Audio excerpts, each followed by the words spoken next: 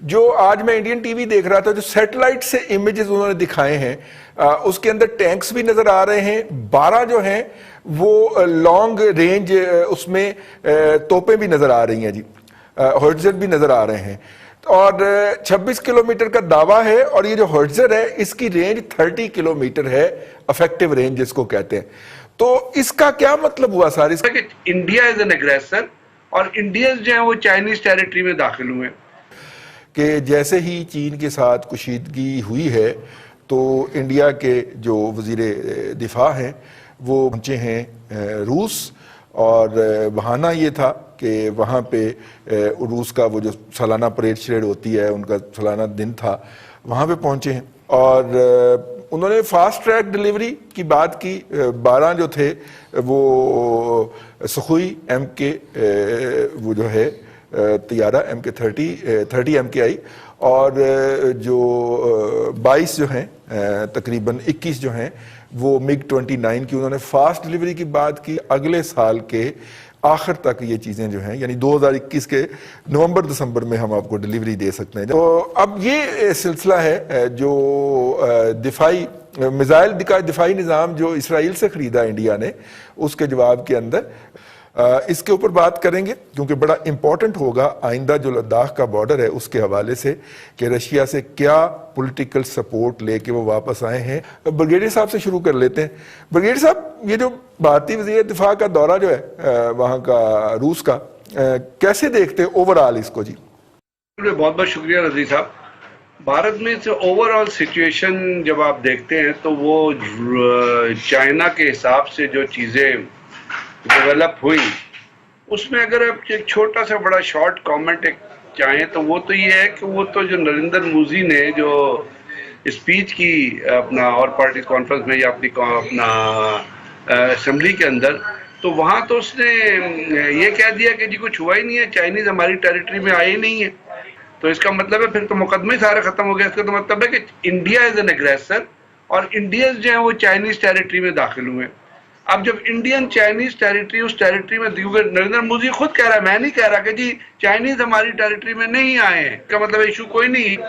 اگر ایشو کوئی نہیں ہے تو یہ تینوں ملکوں کی کانفرنس ہو رہی تھی جس میں رشیا نے انوائٹ کیا ہوا تھا چائنا کو بھی اور انڈیا کو بھی، اور اسی ٹائم فریم ورک میں جو انڈیا کے ڈیفنس منسٹر ہے راج ناتھ سنگھ، وہ بھی وزٹ کر رہا تھا رشیا کو۔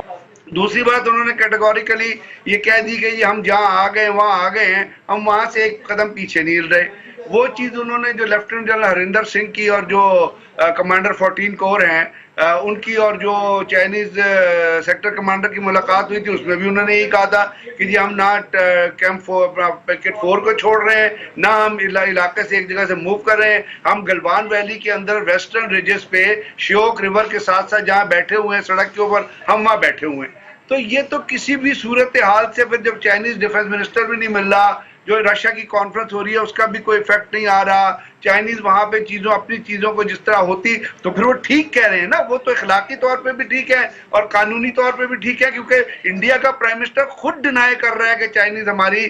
علاقے میں نہیں آئے ہیں۔ تو یہ مسئلہ جہاں پہ کھڑا ہوا ہے وہاں پہ چائنیز نے اپنی انٹینشنز کلیئر کر دی ہیں، اور ابھی جو لیٹسٹ رپورٹس آ رہی ہیں اس کے مطابق تو وہاں پہ ان کی ایڈیشنل ٹروپس موومنٹ ہو رہی ہے، اور وہ ٹروپس موومنٹ اسی ریلیٹیو طریقے سے ہے جس طریقے سے انڈیا نے دولت بیگ کے اندر جو ایک بریگیڈ، جو بٹالین سائز جو ایک کیمپ تھا، اس کو بریگیڈ لیول پہ ڈیولپ کر کے اس کو وہ انٹر کنیکٹیوٹی دے رہے تھے۔ کیونکہ جب امیت شاہ نے آ کے انڈین کانگریس میں کہا، انڈین اسمبلی میں کہا کہ ہم اکسی چن ہر حالت میں لے کے رہیں گے، تو اکسی چن پہ تو چائنیز اس وقت بیٹھے ہوئے ہیں نا۔ سو یہاں پہ جب آپ دولت بیگ میں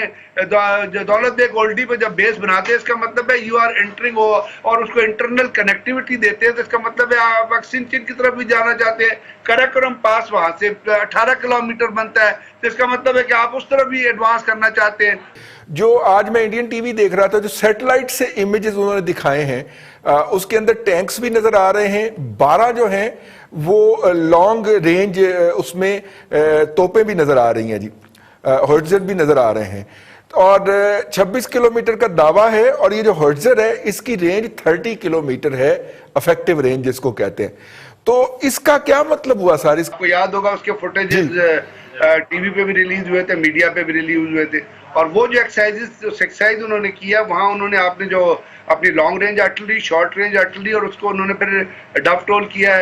کیا ہے ہیلی کاپٹرز اور جہاں اپنی ایئر فورس کی موومنٹ کے ساتھ دی. اور وہ انہوں نے ایکسرسائز جو ہے وہ ہر ایک کو بتا کے وہاں پہ کیا ہے. دوسری جو چیز آپ کر رہے ہیں وہاں پہ وہ جس جگہ تک آگے ہے نا, وہ بنتا ہے مطلب 60 اسکوائر کلومیٹر. تو چائنیز انڈینز خود کہہ رہے تھے نا, کیونکہ وہاں پہ چائنیز آئے ہیں گلوان ویلی کے, نا گلوان ویلی پہ ان کا بڑا پرانا کلیم ہے. یہ نہیں کہ وہ کوئی ایسی چیز ہے جس کے اندر انہوں نے آ کے, وہ جب لائن آف ایکچوئل کنٹرول کی آپ بات کرتے ہیں تو آپ کو یاد ہوگا 1962 میں جس جگہ تک چائنیز آئے تھے وہاں سے وہ ایک پیس ایفرٹ کے طور پہ line of actual control define کرتے ہوئے وہ وہاں سے کوئی 12 کلومیٹر پیچھے چلے گئے تھے جس جگہ آ کے وہ رکے تھے. تو اب جب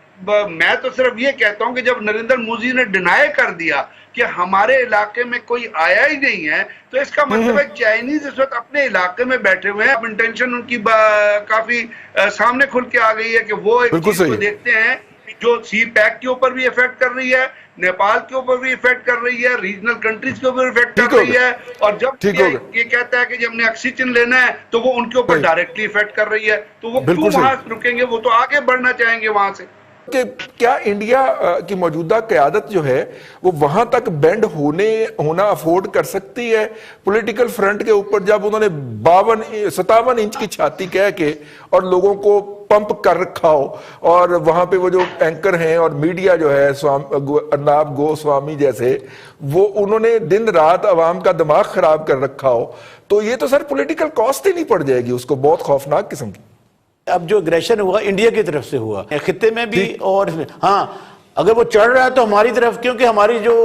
حکمران ہے ماشاءاللہ انہوں نے فال آف ڈھاکر کے بعد فال آف کشمیر تو قرار دے ہی دیا, اور ہمارے لیے بڑی شرم کی بات ہے. اور یہ ڈیبیٹ صرف ہم نہیں کر رہے, یہ پارلیمان کے فلور پر خواجہ سعد رفیق نے بھی یہ بات کی ہے, اور انہوں نے کہا کہ جناب فال آف کشمیر تو ہو چکا ہے, اور واقعی ہو چکا ہے. اور ہم صرف اور صرف OIC یا